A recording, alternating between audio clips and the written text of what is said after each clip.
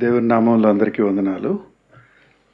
మనము గతంలో last month ఒక శీర్షిక మొదలుపెట్టాం, గుర్తుందా? మృతుల పునరుద్ధానం అనే శీర్షిక ధ్యానం చేస్తున్నాము. దాని కంటిన్యూషన్గా ఈ వారం కూడా చేద్దాం. అంతకుముందు రానివారు ఎవరండి? ఎవరన్నా ఫస్ట్ది వినని వారు? ఓకే. కొద్దిగా మొదట 19 వచనాలు మొదటి కొరింథీ 15 నుంచి ధ్యానం చేస్తున్నాము. మొదట 19 వచనాలు మనము ధ్యానం చేయడం జరిగింది. 20 నుంచి ఇప్పుడు కంటిన్యూ చేస్తాము. అయితే దాని ముందుగా ఒకసారి రీక్యాప్ చేసుకుందాం, రివైజ్ చేసుకుందాం అంతకుముందు ఏం చేశామనేది. సో కొరింథీ సంఘాన్ని పౌలు గారు స్థాపించారు. దాని తర్వాత వారి స్థితిగతులు తెలుసుకున్న తర్వాత వారికి ఒక సుదీర్ఘమైన ఉత్తరంలో వారు అనేక విషయాల్లో ఎక్కడెక్కడైతే తప్పులు ఆచరిస్తున్నారో అవన్నిటి గురించి క్లారిటీ ఇస్తూ సరైన బోధ ఏంటి, సరైన పద్ధతి ఏంటి, క్రమం ఏంటి అనేది వివరిస్తూ రాసిన సుదీర్ఘమైన పత్రిక మొదటి కొరింథీయుల పత్రిక. అందులో ముఖ్యంగా 15వ అధ్యాయంలో ఆ పత్రిక చివరిలో పునరుద్ధానం గురించి ప్రస్తావిస్తారు. సుమారు 50 పైగా వచనాల్లో మొత్తం దేవుని ప్రణాళిక ఏంటి, ఆ పునరుద్ధానం యొక్క ప్రాశస్త్యం ఏంటి, ఇవన్నీ కూడా చాలా వివరంగా చెప్తాం. ఎవరన్నా ఏదన్నా కొత్త బోధ మనకు చేసేటప్పుడు మనం మంచిగా వింటాము, అర్థం చేసుకుంటామని చెప్తాం. కానీ ఎవరైనా తప్పుడు బోధలో ఉండి వాళ్ళు గతి తప్పుతున్నారంటే వాళ్ళకి క్లారిటీ ఇవ్వటంలో చాలా జాగ్రత్త తీసుకుంటాం కదా, చాలా వివరంగా. మరి ఈ ఈ ఈ వాక్యం, ఈ సిద్ధాంతం మీద సంపూర్ణ అవగాహన వచ్చేలాగా జాగ్రత్త పడుతూ అనేక ఉదాహరణలతో చెప్తారు కదా, క్లారిటీ రావడం.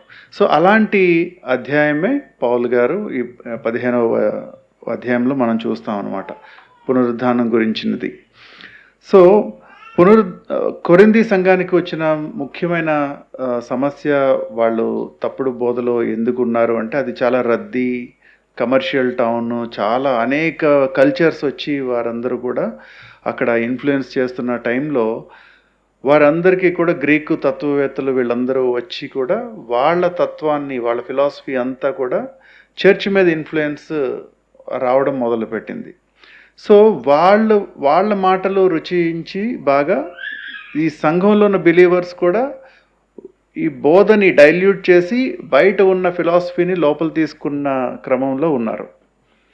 ముఖ్యంగా చనిపోయిన తర్వాత ఏమవుతుంది, మృతుల పునరుద్ధానం అనే అంశం మీద చాలామంది బిలీవర్స్ పునరుద్ధానం అవసరం లేదు, పునరుద్ధానం లేదు అని విశ్వసిస్తూనే క్రైస్తవులుగా చలామణి కూడా అవుతున్నారు.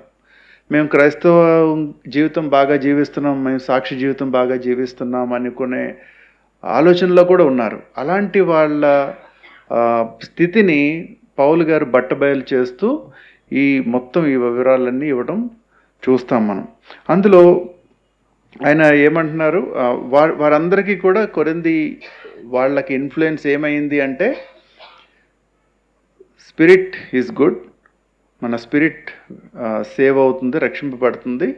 శరీరానికి పెద్ద ఇంపార్టెన్స్ లేదు. ఈ రోగగ్రస్తమైన శరీరం, బలహీనతలతో ఉన్న శరీరం ఉంటే ఎంత, ఉండకపోతే ఎంత, దాని గురించి పెద్ద పట్టించుకోవాల్సిన అవసరం లేదు. మన ఆత్మ రక్షింపబడుతుంది కాబట్టి మనం సేఫ్ జోన్లో ఉన్నాము, మనం రక్షింపబడ్డాము అన్న బోధలో ఉన్నారు వాళ్ళు. అప్పుడు పౌలు గారు ఏమంటారు, మీకు అసలు పునరుద్ధానం గురించిన అవగాహన లేదు, కానీ మేము మీ దగ్గరకు వచ్చినప్పుడు ఏ సువార్తతో వచ్చాము అనేది, ఆ సువార్త, ఆ క్రీడ్ ఏదైతే, విశ్వాస ప్రమాణం ఏదైతే ఉందో, అప్పుడు బైబిల్స్ లేవు కదా, మిషనరీస్, సువార్థికులు, అపోస్తలు, వీళ్ళు ఎక్కడికి వెళ్ళినా సరే వాళ్ళు చెప్పవలసింది ఏంటంటే, లేఖనం ప్రకారం క్రీస్తు మన పాపముల కొరకు మరణించెను, లేఖనములను బట్టి ఆయన 3వ దినమున లేచెను, తర్వాత ఇంతమందికి అపోస్తలులందరికీ కనిపించారు. దాని తర్వాత 500 మందికి కనిపించారు. చివరిగా నాకు, యోకోబుకి కూడా కనిపించారు. ఈ విధమైన ఈ 4-5 అంశాలతో ఉన్న విశ్వాస ప్రమాణం అన్నమాట. ఇది అథెంటిక్ మెసేజ్. ఎక్కడికి వెళ్ళినా సరే విశ్వాసం ఇందులో ఉంచండి అని చెప్పాలి అంటే ఆ 4-5 మాటలు ఏవైతే ఉన్నాయో అవి యేసుక్రీస్తు వారు చనిపోయి లేచిన మొదటి 2-3 సంవత్సరాల్లోనే ఈ అపోస్తలులందరూ కూడా ఆ విశ్వాస ప్రమాణాన్ని స్థాపన చేసి దాన్ని ప్రచురించమని ప్రపంచంలోకి మొత్తం పంపించినప్పుడు సంఘాలు ఆ సత్యం మీద, పునాది మీద నాటబడ్డాయి. అప్పుడు పౌలు గారు, నేను మొదట మీకు తీసుకొచ్చిన, నాకు ఇవ్వబడినది మీకు అప్పగించాను. నేను ఏది విశ్వసిస్తున్నానో, నాకు వేరే అపోస్తలు ఎవరైతే నాకు చెప్పారో బోధ, అది నేను మీకు తీసుకొచ్చాను. దాని మీదే మీరు విశ్వసించారు. ఓకే, సో మీరు దాన్ని దాటి మరలా ఇప్పుడు ఆ విశ్వాస ప్రమాణం, బేసిక్ డాక్ట్రిన్లో అంశాలు కొన్ని అవసరం లేదని మీరు ఎలా వస్తారు కంక్లూషన్లోకి అని వారిని ప్రశ్నల చేత సంధిస్తూ,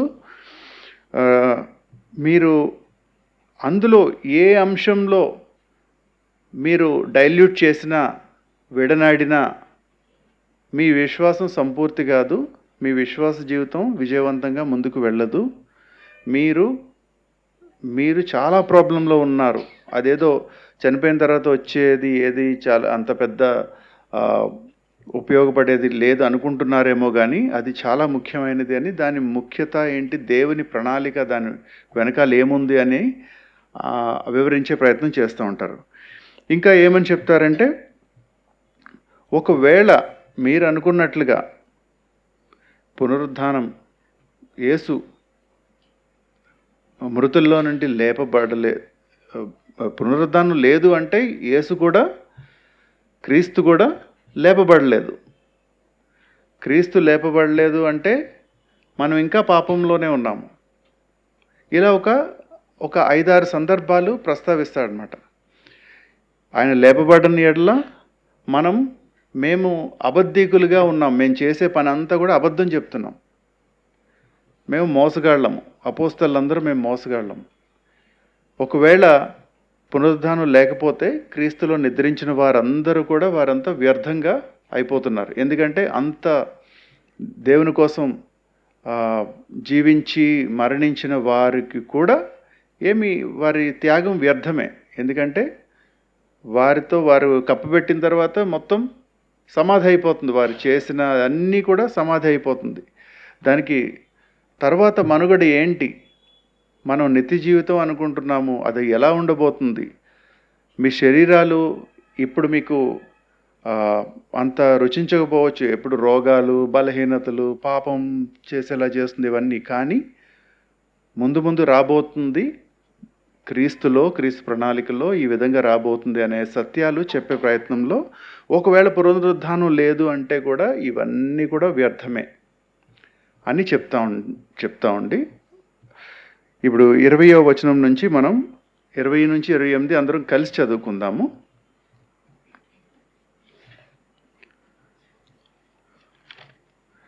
అర్థమైంది కదా ఇప్పటి వరకు బ్యాక్గ్రౌండ్?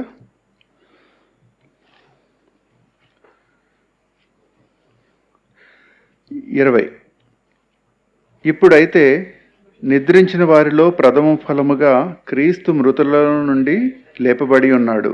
మనుష్యుని ద్వారా మరణము వచ్చెను కనుక మనుష్యుని ద్వారానే మృతులు పునరుద్ధానము కలిగెను. ఆదామునందు అందరూ ఏలాగు మృతి పొందుచున్నారో అలాగుననే క్రీస్తునందు అందరూ బ్రతికింపబడుదురు.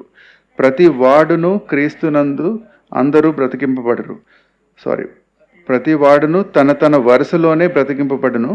ప్రథమ ఫలము క్రీస్తు, తరువాత క్రీస్తు వచ్చినప్పుడు ఆయన వారు బ్రతికింపబడుదురు. అటు తరువాత ఆయన సమస్తమైన ఆధిపత్యమును, సమస్తమైన అధికారమును, బలమును కొట్టివేసి తన తండ్రి అయిన దేవుని రాజ్యము అప్పగించును. అప్పుడు అంతము వచ్చును. ఎందుకనగా తన శత్రువులందరినీ తన పాదముల క్రింద ఉంచు వరకు ఆయన రాజ్యపాలము చేయుచుండవలను. కడపట నశింపజేయబడు శత్రువు మరణము. దేవుడు సమస్తము క్రీస్తు పాదముల క్రింద లోపరిచి ఉంచెను.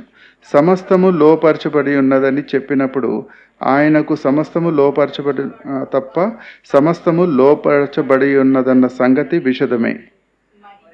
మరియు సమస్తమును ఆయనకు లోపరచబడినప్పుడు దేవుడు సర్వములో సర్వమగు నిమిత్తం కుమారుడు తనకు సమస్తము లోపరిచిన దేవునికి తానే లోబడను. ఇక్కడ ఏం చెప్తున్నారంటే ఈ 8 వచనాల్లో దేవుని ప్రణాళిక ఏంటి, దేవుని ఉద్దేశంలో ఏమి, ఈ రక్షణ కార్యం, విమోచన కార్యం, విమోచకుడు, విమోచించబడినవాడు, విమోచన, ఇవన్నీ ఏ విధంగా సాగుతూ ఉంటాయనేది చెప్తున్నారు. అంతకుముందు వచనాల్లోనేమో ఒకవేళ పునరుద్ధానం లేకపోతే ఈ సిచ్యుయేషన్లో ఏమవుతుంది, ఈ సిచ్యుయేషన్లో, ఇవన్నీ ఉదాహరణలు ఇచ్చిన తర్వాత 20వ వచనంలో ఏం చెప్తున్నారు, ఇప్పుడైతే నిద్రించిన వారిలో ప్రథమ ఫలముగా క్రీస్తు మృతుల్లో నుండి లేపబడి ఉన్నాడు. కానీ ఇది హైపోథెటికల్, ఏదో ఎగ్జాంపుల్ సిచ్యుయేషన్ కాదు. ఇప్పుడైతే ప్రథమ ఫలం ఆల్రెడీ అయిపోయిన ఫ్యాక్ట్. ఓకే, ప్రథమ ఫలంగా క్రీస్తు మృతుల్లో నుండి లేపబడి ఉన్నాడు. ఇది ముందు ముందు జరగబోయే అంశం కాదు, ఆల్రెడీ జరిగిపోయిన అంశం. అయితే ఇందులో 2-3 అంశాలు ఉన్నాయి. నిద్రించిన మృతుల్లో నుండి లేపబడటం ఒక అంశం, క్రీస్తు మృతుల్లో నుండి లేపబడి ఉండడం అనేది ఇంకో అంశము, ప్రథమ ఫలంగా క్రీస్తు. ఈ 3 అంశాల్లో కొద్దిగా పౌలు వివరణ ఇస్తున్నారన్నమాట. ఆ వినేవారికి రకరకాల క్వశ్చన్స్ వస్తాయి కాబట్టి వారందరికీ అర్థమయ్యే రీతిగా ఆయన చెప్తున్నారు. నిద్రించిన మృతుల్లోంచి లేపబడ్డం అప్పటికి ఉన్న సంఘానికి ఆల్రెడీ తెలుసా కొన్ని విషయాలు? ఎవరన్నా మృతుల నుంచి లేపబడ్డారా? లాజరు, యాయిరు కుమార్తె, ఇంకా ఓల్డ్ టెస్టిమెంట్లో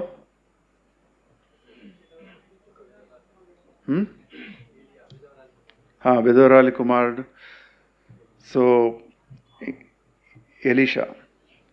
ఎలీషా స్వయంగా కూడా పాతిపెట్టబడి మళ్ళీ తిరిగి వస్తాడు. అయితే ఇలాగా ఇవన్నీ ఏం సూచనగా జరిగినాయి? అంతకుముందు మరణించిన వారు తిరిగి జీవించటం అనేది దేనికి సూచనగా జరిగింది? దేవుడు మరణం మీద ఆధిపత్యం, మరణం కంటే శక్తిమంతుడు, ఆయన చేతిలో సమస్తం ఉంది అనే దానికి సూచనగా ఎవ్వరికి చేయలేనివి దేవుని కార్యాల ద్వారా మృతులు మళ్ళీ తిరిగి జీవించటం మొదలుపెట్టారు. అవునా? అయితే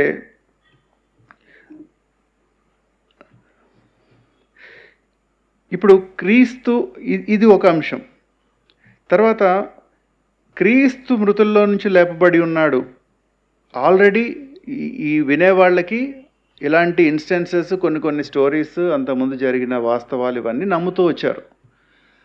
దాంతోపాటు క్రీస్తు కూడా మృతుల్లోంచి లేపబడ్డాడు అనటం కూడా వాళ్ళకి ఓకే, మృతుల్లోంచి లేపబడ్డం కామనే, కొన్ని విషయాల్లో జరిగింది. యేసుక్రీస్తు కూడా లేపబడి ఉండొచ్చు. ఆయన, మనం విన్నదాన్ని బట్టి ఆయన పాపం లేని జీవితం జీవించాడు, పాపం లేదు ఆయనకి, ఎక్కడ ఆయన శరీరంతో ఎక్కడ మలినం కాబడలేదు. ఇలాంటి పరిపూర్ణ వ్యక్తి మృతుల్లోంచి లేచాడు అంటే ఓకే, నమ్ముదాము. కానీ మేము కూడా అందులో భాగస్థలం ఎట్లా అవుతాము మృతుల్లోంచి? ఇప్పుడు అందరికీ ఇప్పుడు దాకా అక్కడక్కడ ఇన్స్టెన్సెస్ జరిగినాయి, ఇప్పుడు అందరికీ ఇదే వర్తిస్తుంది అంటే ఎట్లా నమ్ముతాం? ఇప్పుడు దాకా అది గమనించడానికి అన్ని సందర్భాలు లేవు, అక్కడక్కడ చూసాము. క్రీస్తు కూడా లేపబడ్డారంటే ఓకే, నమ్ముతాము. కానీ మేము అందరం కూడా అదే బాటలో పునరుద్ధానం అవుతామా అనేది వారికి నమ్మకం లేదు. అందుకే పౌలు గారు ఏమన్నారంటే ప్రథమ ఫలముగా క్రీస్తు అన్నారు. ప్రథమ ఫలము అంటే ఏమర్థమవుతుంది? First fruit. మొదటగా ఏదన్నా జరిగింది అంటే తర్వాత కూడా ఫాలో అవుతాయి అనేది మనం అర్థం చేసుకోవచ్చు. ఇక్కడ ఇప్పుడు ఇంతమంది మృతుల్లోంచి లేచినప్పుడు క్రీస్తుని మాత్రమే ప్రథమ ఫలం అని ఎందుకు అంటున్నారు? అంతకుముందు ఎలీషా మరణించి లేచాడు, యాయీరు కుమార్తె, లాజరు, వీరందరూ ఎగ్జాంపుల్స్ ఉన్నాయి కదా.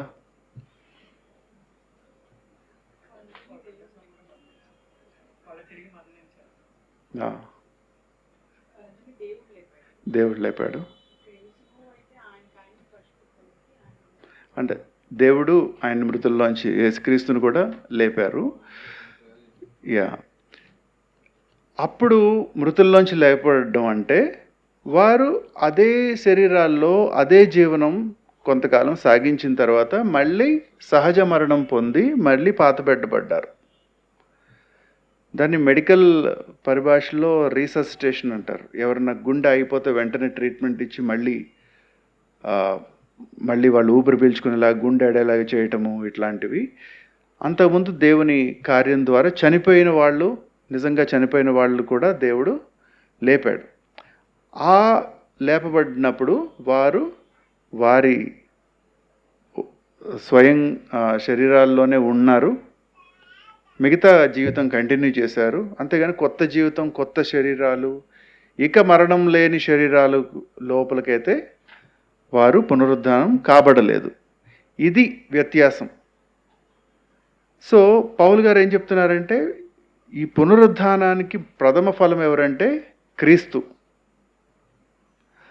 ఓకే, ఇప్పుడు ప్రథమ ఫలము అని ఎక్కడి నుంచి వస్తుందంటే మనకి లేవి కాండం దగ్గర నుంచి కూడా మనకి యెహోవా మోషేకి ఇలా సెలవిస్తారు. నేను మీకు ఇచ్చుచున్న దేశంలో 23:9 లేవి, నేను మీకు ఇచ్చుచున్న దేశంనకు మీరు వచ్చి దాని పంటను కోయినప్పుడు మీ మొదటి పంటలో ఒక పనను యాజకుని యొద్దకు తేవలెను. అంటే దేవుడు మొట్టమొదట వచ్చిన ప్రథమ ఫలం, మొత్తం ఒక పండ్ల తోట వేసినప్పుడు అన్నీ ఒకేసారి కాయవు కదా, కొన్ని ఫలాలు వేగంగా ప్రథమంగా వస్తాయి. అప్పుడు ఆ ప్రథమ ఫలాల్ని తీసుకొచ్చి దేవుడి దగ్గరికి ఇవ్వండి అన్నప్పుడు ఇచ్చేవాళ్ళు కూడా సంతోషంగా ఇచ్చినప్పుడు ఇచ్చేవాళ్ళకి వేరే సందేహాలు రావా? అరే, నాకు కనిపించిన పంట అంతటిని నేను వేరే వాళ్ళకి ఇచ్చేస్తున్నాను, ఆలయంలో పెట్టేస్తున్నాను, లేదా యాజకునికి ఇచ్చేస్తున్నాను, మరి నా సంగతి ఏంటి అనేది లేదు. ఎందుకంటే దాని తర్వాత అన్ని చెట్లు కూడా ఫలిస్తాయి, అదే బాటలో ఫలిస్తాయి. ప్రథమ ఫలము మనం పక్క తీసినా సరే మనకు నమ్మకం ఏంటంటే మిగతా అన్ని చెట్లు ఇంకా కాపుకొస్తాయి, వాటి కోత జరుగుతుంది, ఇవన్నీ కూడా ఇదే విధంగా ఫలిస్తాయి, ఇదే విధంగా తీసుకొని పోబడతాయి అని వారికి తెలుసు. అందుకే కొద్ది పంట అయినా సరే వారు ఇచ్చేయడానికి అంత ధైర్యంగా ఇచ్చేస్తున్నారు అని అంటే వారికి నమ్మకం, తప్పకుండా మిగతావి కూడా కాస్తూనే ఉంటాయి అనేది. సో అదేవిధంగా పునరుద్ధానంలో కూడా ప్రథమ ఫలము క్రీస్తు అన్నప్పుడు మొత్తం మానవాళ్ళలో మొత్తం ఒక పునరుద్ధానం జరిగిందంటే అది క్రీస్తుతో జరిగింది. ఆయనది జరిగింది కాబట్టి ఆయనలో విశ్వసించిన వాళ్ళందరికీ, మనకి కూడా అదే బాటలో మనం కూడా పునరుద్ధానం చెందుతాం. ఎలాంటి పునరుద్ధానం అంటే రోమియోలకు రాసిన పత్రిక 6వ అధ్యాయం 8-9 చూసినట్లయితే ఇది అంతకుముందులాగా రివైవ్ అవ్వటము, మళ్ళీ కోలుకోవటము, టెంపరీగా మళ్ళీ జీవించటము కాదు. కానీ ఇక్కడ వచనంలో ఏముందంటే, మనం క్రీస్తుతో కూడా చనిపోయిన ఎడల మృతులలో నుండి లేచిన క్రీస్తు ఇకను చనిపోడనియు, మరణమునకు ఇకను ఆయన మీద ప్రభుత్వము లేదనియు ఎరిగి ఆయనతో కూడా జీవించుదమని నమ్ముచున్నాము. ఈ నమ్మకం ఎలాంటిదంటే ఇక చనిపోవడం అనేది ఉండదు. ఒకసారి పునరుద్ధానం అయిన తర్వాత ఇంకా చనిపోవడం అనేది ఉండదు. ఆయనతో కూడా జీవిస్తాం, ఒంటరిగా ఉండం, ఆయనతో జీవిస్తాం. ఇది తప్పనిసరిగా మనము లేపబడతాం, పునరుద్ధీకరణ జరుగుతుంది అనే దానికి. తర్వాత ఫిలిప్పి 3:21 కూడా సమస్తమును తనకు లోబరుచుకోన జాలిన శక్తిని బట్టి ఆయన మన దీన శరీరమును తన మహిమగల శరీరమునకు సమరూపము గలదానిగా మార్చును. ఇంకొక మనకి వాక్యంలో ఉన్న వాగ్దానం ఏంటంటే, ఇప్పుడు మనకి ఏజ్ అయిపోతుంది, లేకపోతే కొన్ని అవయవాలు పనిచేయడం మానిని, కొన్ని రోగాలు ఏమవుతుంది, బలహీనం అవుతుంది, కరప్ట్ అవుతుంది, అదేకాక ఆత్మీయంగా పాపం చేసేలాగా మన శరీరం పురుగొల్పుతుంది. ఇవన్నీ కూడా, ఇదంతా కూడా దీన శరీరము. దీన శరీరం ఎలా మార్చబడుతుందంట? తన మహిమగల శరీరమునకు సమరూపము గలదానిగా మార్చును. అంటే ప్రభువారి శరీరానికి మనకి ఏమైనా తేడా ఉంటుందండి? రిజరెక్టెడ్ బాడీకి, క్రీస్తు రిజరెక్టెడ్ బాడీకి ఏ విధంగా అయితే మారిందో మన శరీరాలు కూడా ఆయనకి సమరూపము గలదానిగా మార్చును అని మనకి అర్థమవుతుంది. కాబట్టి నిద్రించిన వారిలో ప్రథమ ఫలంగా, అంటే మనం ఇప్పుడు చనిపోయిన తర్వాత ఏమవుతుంది? మనం వెంటనే మన ప్రభు దగ్గరికి వెళ్తాం. మన శరీరము నిద్రిస్తుంది. అందుకే నిద్రించిన వారు అంటాం. మన ఆత్మ నిద్రపోవడం అనేది ఉండదు. మనం చనిపోయిన తర్వాత దేవుని సన్నిధిలో కళ్ళు తెరుస్తాం. మన శరీరము నిద్రిస్తూ ఉంటుంది. ప్రభువు వద్ద నివసించడానికి మనం ఈ దేహాన్ని విడిచిపెట్టి ఇష్టపడుతున్నాం వెళ్ళాలని. ఓకే, మన విశ్వాసము, మన లాంగింగ్ ఆ విధంగా ఉంటుంది.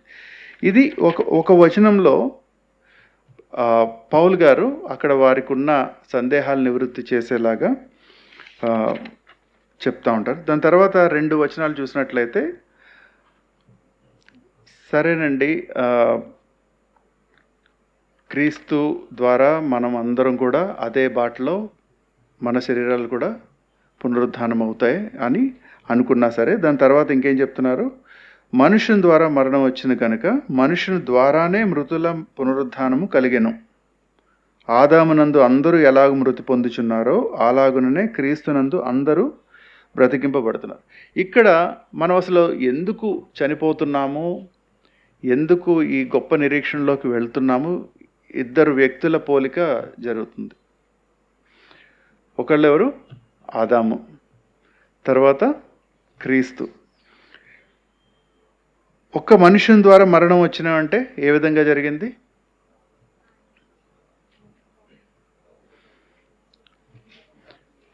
ఆయన అవిధేయత వల్ల పాపం చేశారు. పాపం ద్వారా మరణం అనేది ప్రవేశించింది. అప్పటి నుంచి ఇప్పటి వరకు మరణం మనల్ని వెంటాడుతూనే ఉంది. ఆదామునందు అందరూ ఎలాగ మృతి పొందుచున్నారో, ఇప్పుడు మనము ఆదాము చేసిన తప్పులే చేయనప్పటికీ కూడా ఒకసారి మానవాళిలో పాపం ప్రవేశించిన తర్వాత మనము అందరం కూడా పాపులుగా జీవిస్తున్నాము. అవునా కదా? ఆదాము చేసిన తప్పు మేము చేయలేదు, మాకు వర్తించదు అంటే లేదు. ఆదాము అవిధేయత వల్ల మరణం వరకు మానవాళిలో వచ్చినప్పుడు ఆయన బీజంగా ఉన్న మన అందరం కూడా అక్కడి నుంచి కూడా మొత్తం జనాంగాలన్నీ వచ్చాయి. వారందరూ కూడా అదే శాపంలో కూడా ఉన్నారు. ఎలాగ ఒక వ్యక్తి వల్ల మొత్తం మానవాళి ఇన్ఫ్లుయెన్స్ అవుతుందో, ఇంకొక వ్యక్తి వల్ల మొత్తం మానవాళికి కూడా రక్షింపబడుతుంది అనే పోలిక తీసుకొస్తున్నారు. ఎందుకనంటే మళ్ళీ అడుగుతారు ప్రశ్న, ఇప్పుడు క్రీస్తు ఒక్క ఆయన పునరుద్ధానం అవ్వటం వల్ల మొత్తం మానవాళ్ళంతా కూడా ఆయన ఫస్ట్ ఫ్రూట్ అవి మనం అంతా ఆయన్ని ఫాలో అవ్వటం, అంత ఏంటి కనెక్షన్, అంత ఇంపాక్ట్ ఏంటి? ఒక్క వ్యక్తి పునరుద్ధానం అవ్వటం వల్ల, ఒక్క వ్యక్తి వల్ల మొత్తం మానవాళికి అంతటికి ఇంపాక్ట్ ఉంటుందా అనే ప్రశ్నకి సమాధానంగా ఏంటి? ఒక్క వ్యక్తి వల్ల అందరూ నెగిటివ్ ఇంపాక్ట్లో ఉన్నారు కదా, అందరూ పాపంలో చిక్కున్నారు కదా. అలాగే ఒక వ్యక్తి వల్ల అందరూ కూడా రక్షింపబడతారు అనే పోలిక తీసుకొచ్చారు. ఆదాము మనందరికీ మానవాళి మొత్తానికి ప్రాతినిధ్యం వహిస్తున్నాడు. అలాగే ప్రభువు కూడా మనందరికీ కూడా ప్రాతినిధ్యం వహిస్తున్నాడు మనల్ని జీవింపచేయడానికి. రోమీయులకు రాసిన పత్రిక 5వ అధ్యాయంలో ఆ చాప్టర్ అంతా చదవండి 12 నుంచి. ఇప్పుడు అందులో కేవలం ముఖ్యాంశాల వరకు తీసుకొస్తాను. తర్వాత మీరు ఇంటికి వెళ్ళిన తర్వాత చదువుకున్నట్లయితే దీనికి ఇంకా క్లారిటీ వస్తుంది. రోమీయులకు రాసిన పత్రిక ఏమో 1 కొరింథీయులకు రాసిన ఒక 2-3 సంవత్సరాలకి ఆ పత్రిక రాయడం జరిగింది అనమాట పౌలు గారు రోమీయులకి. ఇక్కడ ఏం చెప్తున్నారు రోమీయులకు 5లో, ఆదాము చేసిన అతిక్రమం పోలి పాపము చేయని వారి మీద కూడా ఆదాము మొదలుకొని మోషే వరకు మరణము ఏలెను. ఆదాము రాబోవానికి గుర్తై ఉండెను. మరియు పాపము చేసి ఒకని వల్ల శిక్షావిధి కలిగినట్టు ఆ దానము కలుగలేదు. ఇక్కడ మీరు నోట్ చేసుకోవాల్సింది ఏంటంటే,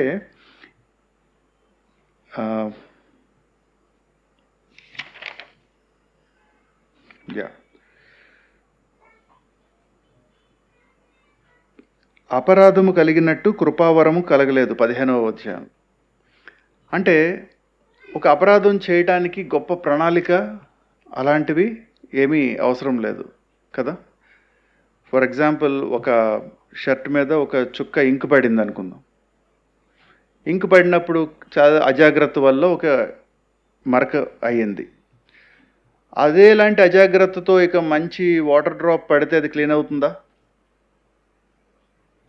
ఏమేం జరగాలి అది క్లీన్ అవ్వాలంటే? బోలెడంతా నీళ్లు పడతాయి. ఒక చుక్క ఇంకు పడింది కాబట్టి అంతే కేర్లెస్గా ఇంకొక యాక్టివిటీ వల్ల అది పోదు. కేవలం అంతే ప్రమాణంలో ఇంకొక కడిగేది వచ్చినా సరే సరిపోదు. దాని మీద ఫోకస్, దాని మీద శ్రమ ఉండాలి, గొప్ప ప్రణాళిక ఉండాలి. దేనివల్ల అయితే మచ్చ మొత్తం చెరిగిపోతుందో అలాంటి కార్యక్రమం అంతా జరగాలి. ఉదాహరణ ఇదే మన పాపానికి, మన మానవాళి యొక్క పాపానికి మనం అన్వయించుకున్నట్లయితే ఇక్కడ ఏమని రాసిందంటే, అపరాధము కలిగినట్టు కృపావరము కలగలేదు. అంటే అంత ఈజీ కాదు, అంత కేర్లెస్ కాదు. అది చాలా గొప్ప, మరి ఎక్కువగా దేవుని కృపయు, మరి ఎక్కువ అనేది అనేక సార్లు ప్రస్తావించబడి ఉంది. ఆ ఎక్కువ లేకపోతే మనకి రావాల్సిన ఆశీర్వాదము, పాపక్షమాపణ లేదు. కృపావరమైతే 16లో, కృపావరమైతే అనేకమైన అపరాధముల మూలముగా వచ్చినదై మనుషులు నీతిమంతులుగా తీర్చిపడటకు కారణమైన. 17లో, కృపా బాహుళ్యము నీతి దానమును పొందువారు జీవము గలవారు. తర్వాత లాస్ట్లో 20లో, మన ప్రభు అయిన యేసుక్రీస్తు మూలముగా ఏలు నిమిత్తము పాపం ఎక్కడ విస్తరించను అక్కడ కృప అపరిమితముగా విస్తరించను. కాబట్టి మన పాపానికి ఆదాము చాలా కేర్లెస్గా, పెద్ద ఆలోచన లేకుండా, పెద్ద భయం లేకుండా చేసినప్పటికీ దాన్ని ఆన్సర్ చేయడానికి, దాన్ని సరి చేయడానికి మొత్తం పరలోకం అంతా కూడా గొప్ప ప్రణాళికతో అంత పకడ్బందీగా చేయవలసిన అవసరం ఏర్పడింది. అర్థమైందా? అంత ఈజీగా రాలేదు. ఒక మిస్టేక్కి ఎన్నో రెట్లు విలువైన క్రయాధనం, ఎఫర్ట్, ఇవన్నీ కూడా జరిగినాయి.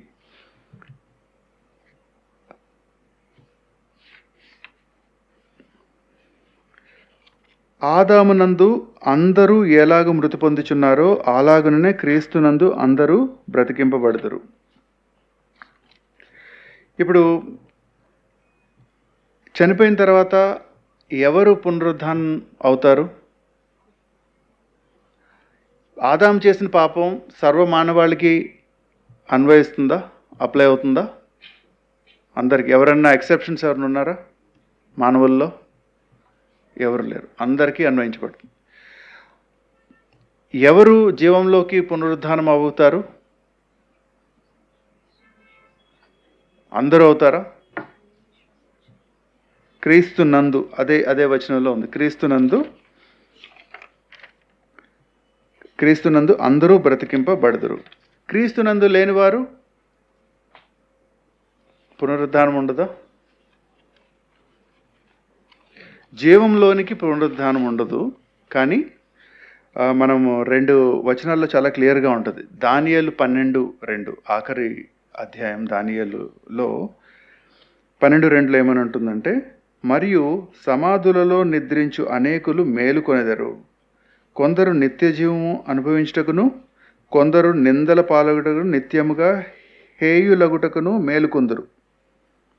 ఓకే, సమాధుల్లో నిద్రించే వాళ్ళు కొంతమంది నిత్య జీవితానికి లేస్తారు, కొంతమంది హేయమైన వాటి కోసం లేస్తారు. అదేవిధంగా యోహాను 5:28లో కూడా 28-29 చూసినట్లయితే, ఒక కాలము వచ్చుచున్నది, ఆ కాలమున సమాధులలో ఉన్నవారందరూ ఆయన శబ్దము విని మేలు చేసిన వారు జీవ పునరుద్ధానమునకును, కీడు చేసిన వారు తీర్పు పునరుద్ధానమునకు బయటకు వచ్చేదారు. సో ఇప్పుడు విశ్వాసంలో లేని వాళ్ళు, క్రీస్తులో లేని వాళ్ళు సమాధిలోనే ఉంటే వారు కూడా బయట పడతారు.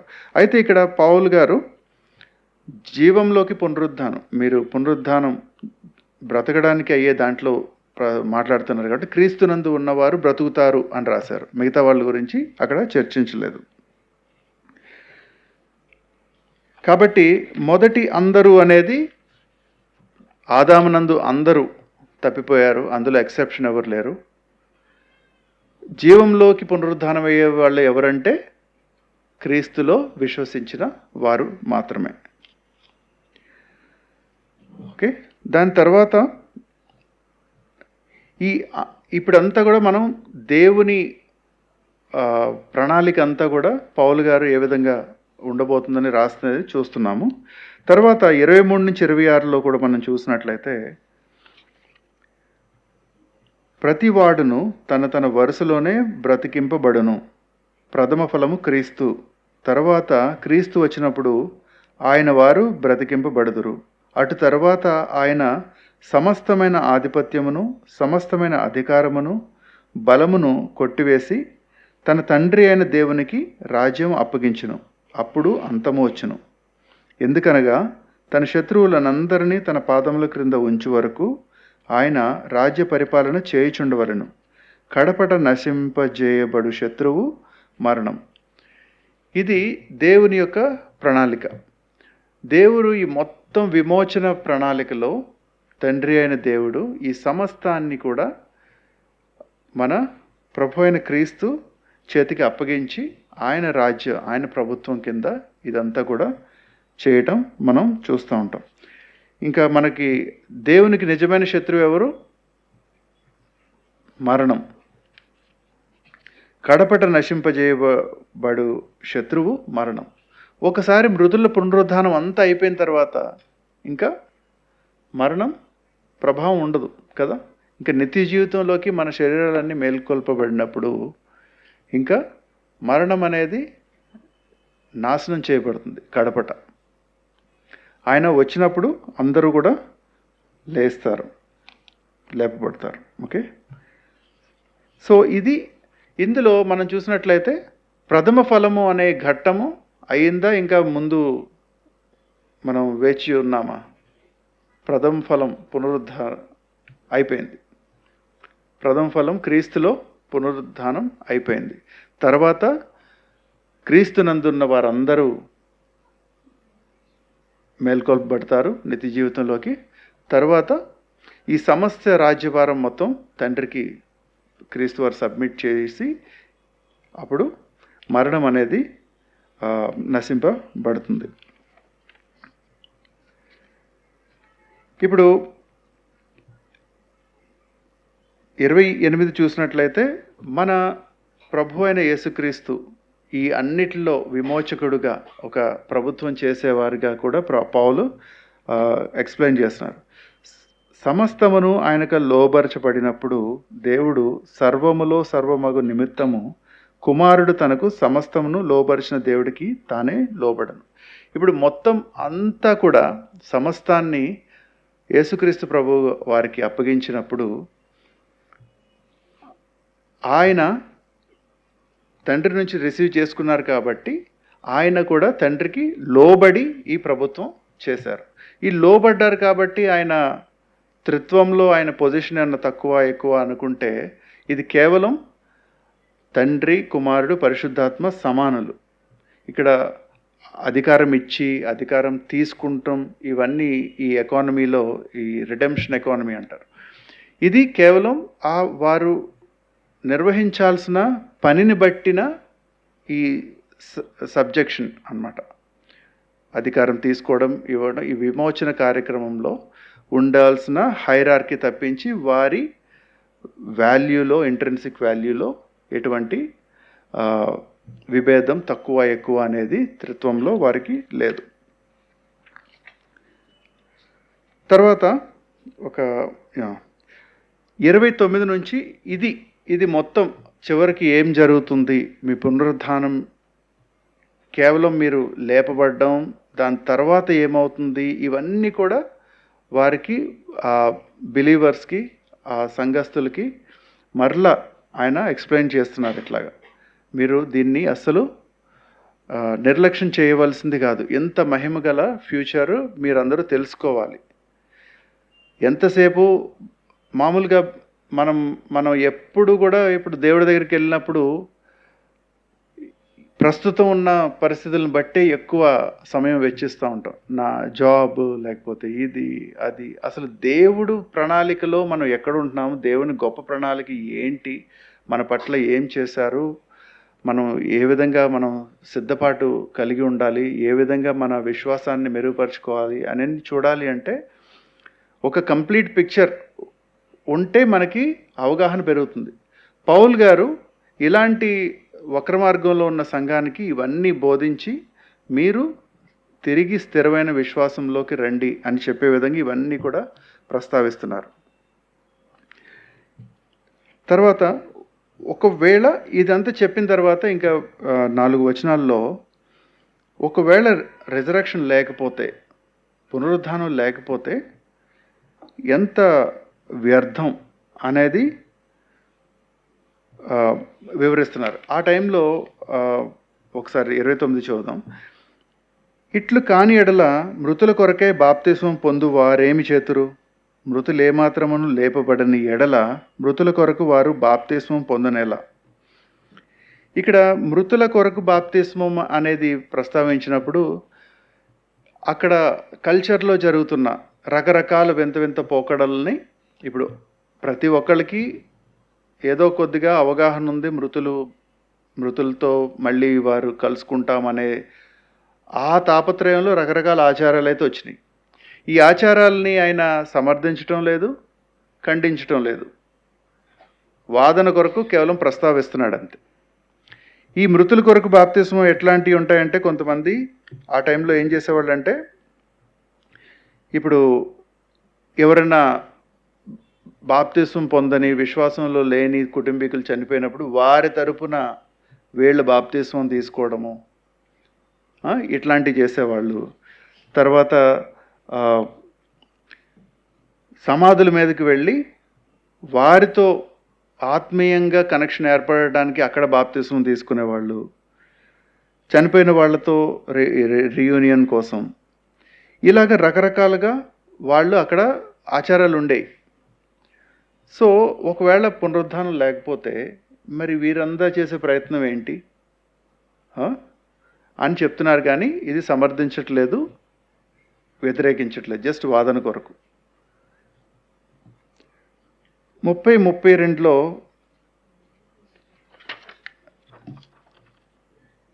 ఇవన్నీ జరుగుతున్నాయి. ఎందుకు జరుగుతున్నాయి? ఏదో ఒక అందరూ కూడా ఇదివరకు కొన్ని ఆచారాలు ఏముండాయంటే, అక్కడ గ్రీకుల్లో చనిపోయిన తర్వాత ఆ బాడీలో ఒక కాయిన్ పెట్టి బరీ చేసేవాళ్ళు. ఓకే, ఎందుకంటే వాళ్ళ స్పిరిట్ ఒక పెద్ద నది దాటి అవతలకి వెళ్ళటానికి ప్రైజ్ పే చేయడం కోసం కాయిన్ పెట్టి అది దాటిపోయి వేరే పరలోకానికి, వాళ్ళ ఫ్రేమ్వర్క్లో ఉన్న పరలోకానికి వెళ్తారు అనేది. ఇంకా కొన్ని చోట్లయితే ఒక గొప్ప యోధుడు, అమెరికాలో అనుకుంటా, యోధుడు ఎవరైనా చనిపోతే వారితో పాటు వచ్చిన గుర్ర పిల్లను కూడా పాతి పెట్టేవాళ్ళు. అది వేరే వారి ఆత్మ ఆ గుర్రాన్ని స్వారీ చేసుకుంటూ వెళ్ళడానికి. ఇట్లాంటి ఆత్మ విషయమే రకరకాల ఆ, ప్రక్రియలు ఇవన్నీ కూడా ఆచారాలన్నీ కూడా రకరకాల మొదలైనవి, కానీ శరీరం పునరుద్ధానం అవుతుంది అనే దాని మీద ఎవ్వరికి కూడా స్పష్టత లేనప్పుడు పౌలు గారు ఇవన్నీ ప్రస్తావించి శరీరం తప్పకుండా పునరుద్ధానం అవుతుంది, మహిమగల శరీరం, దేని శరీరం మహిమగల శరీరం కింద మార్చబడుతుంది. ఒకవేళ ఇంకేం చెప్తున్నారంటే అసలు ఇప్పుడు మనము శరీరంతో మనము మహిమగల శరీరంతో లేనప్పుడు అది అంటే పాపక్షమాపణ ఇవి ఎంత విమోచనలో భాగం. ఇది కేవలం నీ ఆత్మ రక్షింపబడుతుంది, శరీరం కుళ్ళిపోతుంది అనే కాన్సెప్ట్ మొత్తానికి చెరిపివేయడానికి పౌల్ గారు ప్రయత్నిస్తున్నారు. మీరు మరీ జీవిస్తున్నారు అంటే మీ శరీరాలతో సహా జీవిస్తున్నారు. కేవలం ఆత్మ శరీరాన్ని వదిలేసి మీరు ఆత్మతో నిత్య జీవితంలోకి వెళ్తారు అనేది కాదు అనేది. ఇంత బలమైన విశ్వాసం మీద మీరందరూ కూడా సత్యం మీద మీరు విశ్వాసం చూపించండి అని ఆయనకి చెప్తున్నారు. మేము గడియకు ప్రాణభయంతో నుండనేలా సహోదరులారా, మన ప్రభువైన క్రీస్తు యేసునందు మిమ్మును గూర్చి నాకు కలిగి ఉన్న అతిశయము తోడు నేను దినదినము చనిపోవచున్నానని చెప్పుదును. మనుష్య రీతిగా నేను ఎఫెసులో మృగములతో పోరాడిన ఎడల నాకు లాభమేమి? మృతులు లేపబడని ఎడల రేపు చనిపోదుము గనుక తిందుము త్రాగుదము. ఇప్పుడు మనకి నిత్య జీవితము ఈ విధంగా లేనప్పుడు, మనం ప్రభుతో మనం జీవించలేనప్పుడు మన శరీరాలతో మేము గడియకు ఇంత ప్రాణాన్ని సంకటంలో పెట్టుకొని ఊరు తిరిగి అక్కడ చుట్టూ ఉన్న రకరకాల ఆపదల్లో ఎందుకు ఎక్కువ మందిని శత్రువులను చేసుకోవడం, చంపడానికి పనిష్మెంట్స్, వారికి సైన్యానికి అప్పచెప్పడం, ప్రభుత్వానికి అప్పచెప్పడం, వాళ్ళ చేత కొరడాలు తినబడడం, దొంగల చేత దోచుకొనబడడం, ఇవన్నీ గడియకు మేము ఎందుకు ఇలా వెళ్తున్నాం? ఈ గొప్ప నిరీక్షణ ఉంది కాబట్టి, మేము తిరిగి జీవిస్తామన్న నిరీక్షణ ఉంది కాబట్టి మాత్రమే చేయగలుగుతున్నాం. ఇప్పుడు మృతులు లేపబడని ఎడల ఈ ప్రయాస అంతా వ్యర్థమే. ఎందుకంటే మనకి రక్షణే లేదు. అందరూ ఒకే చోటకి వెళ్తారు.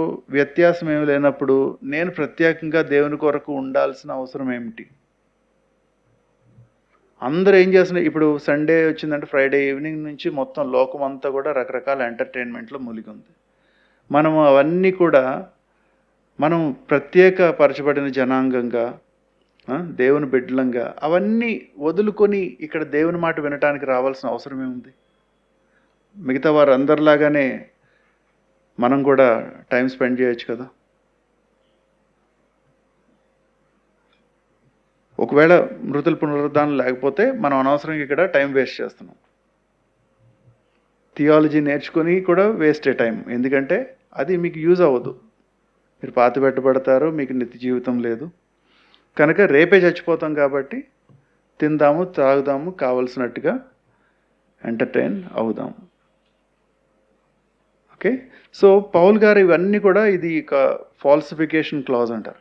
ఒకవేళ ఈ సత్యంలో లోపం ఉన్నట్లయితే ఈ మొత్తం దాని సత్యం మీద ఆధారపడి ఉన్న ఈ మత సిద్ధాంతం అంతా కూడా వ్యర్థమే. మీరు ఇది మీకు అర్థం కాకపోయినా సరే బలంగా నమ్మండి అనే ప్రయత్నం చేయట్లేదు. మన ప్రభు అయిన దేవుడు కూడా సత్యస్థాపన ఏంటి, సత్యం ఏంటి, రండి వాద ప్రతిపాదనలు చేసుకుందాం, ఏది కరెక్టో తెలుసుకుందాం అనే దేవుడే తప్పించి మీరు గుడ్డిగా నమ్మండి, ఇది మీకు అర్థం కాదు, ఇది జరగదు, అయినా సరే నమ్మండి అనే దేవుడు కాదు. మన అపోస్తలు కూడా ఆ మార్గంలో తీసుకెళ్ళట్లేదు. ఎంత వివరంగా ఇన్ని వచనాల్లో ఈ వివరం అంతా పౌలు గారు ఎందుకు ఇస్తున్నారు అంటే, సత్యం తెలుసుకొని దాని మీద విశ్వసించాలి. నేను ఏది విశ్వసిస్తున్నానో అది సత్యం అవ్వదు. సత్యం ఏంటో తెలుసుకోవాలి, ప్రయత్నం చేయాలి, కష్టపడాలి. ఆ సత్యం మీద మన విశ్వాసాన్ని స్థాపించాలి. ఆ విధంగా చేయమని ఇన్ని ఆధారాలు, దేవుని ప్రణాళికలు ఇవన్నీ కూడా పౌలు గారు వారికి చెప్తున్నారు. తర్వాత ఏమంటున్నారంటే ఫైనల్లీ 33-34లో మోసపోకుడి, దుష్ట సాంగత్యము మంచి నడవడిని చెరుపును, నీతి ప్రవర్తన గలవారై మేల్కొని పాపము చేయకుడి. దేవుని గూర్చిన జ్ఞానము కొందరికి లేదు, మీకు సిగ్గు కలుగుటకై ఇట్లు చెప్పుచున్నాను. మోసపోవద్దు. ఓకే, మీ సిటీలో రకరకాల వాళ్ళు ఫిలాసఫర్స్, తత్వవేత్తలు వచ్చి రకరకాల స్పీచ్లు ఇవ్వటంతో మీరు ఆ ఫిలాసఫీ అంతా మీ థియాలజీలోకి తీసుకురావద్దు. మీరు నమ్మే దాంట్లో డైల్యూట్ చేసి లోకం యొక్క తత్వాన్ని తీసుకురావద్దు. మీరు ఇన్ఫ్లుయెన్స్ అవ్వద్దు, మీరు మిగతా వాళ్ళని ఇన్ఫ్లుయెన్స్ చేయండి. చర్చ్ వేరే వాళ్ళని ఇన్ఫ్లుయెన్స్ చేయాలి. చుట్టుపక్కలంతా ఇంత ఆచారాలు చేసిన మన ఈ ఆచారాలు పాటించకపోతే చర్చ్లో రారు, లేకపోతే వినరు, వెళ్ళిపోతారు, ఇట్లాంటివి చేయకూడదు మనం. దుష్ట సాంగత్యం మంచి నడవడిని చెరుపును, నీతి ప్రవర్తన గలవారే మేల్కొని పాపం చేయకుడి. దేవుని గురించి జ్ఞానం కొందరికి లేదు. ఇప్పుడు తప్పుడు బోధకి పాపం చేయటానికి సంబంధం ఇక్కడ ఎస్టాబ్లిష్ చేస్తున్నారు ఆయన. మీకు డాక్ట్రిన్స్లో క్లారిటీ లేదంటే మీరు తెలుసుకునే ప్రయత్నం సరైనంతగా చేయట్లేదు. మీరు పాపంలో ఉన్నారు కాబట్టి దేవుడు కూడా మీకు బయలుపరచడానికి ఇష్టం లేదు, మిమ్మల్ని అట్లా వదిలేసి ఉండొచ్చు. మీకు కూడా ఆసక్తి లేదు, మీరు పాపంలో ఉన్నారు కాబట్టి దేవుని విషయాలు తెలుసుకోవాలని ఆసక్తి లేదు కాబట్టి మీ జీవితము, మీ డాక్ట్రిన్స్ కూడా ఇలాగా డైల్యూట్ అయిపోయి వ్యర్థం అయిపోతున్నా సరే మీ సంఘం నాశనం అయిపోతుంది. కాబట్టి మనకి వాక్యం మీద మనకి అవగాహన రావాలి, స్పష్టత రావాలంటే ఎవరు చెప్పాలి? దేవుడే రివీల్ చేయాలి, ప్రకటించాలి కదా. దేవుడితో ప్రకటన పొందాలి అంటే పాపంలో ఉన్నవాళ్ళు పొందలేరు కదా. దేవుని యందు ఆసక్తితో ఉంటేనే దేవుడు ఆయన మర్మాల్ని, సత్యాల్ని మనకి ఓపెన్ చేస్తారు. కాబట్టి దేవుని గురించిన జ్ఞానం కూడా మీకు కొందరికి లేదు. ఇది బయట వాళ్ళు చెప్పట్లా, సంఘంలో వారికి చెప్తున్నారు.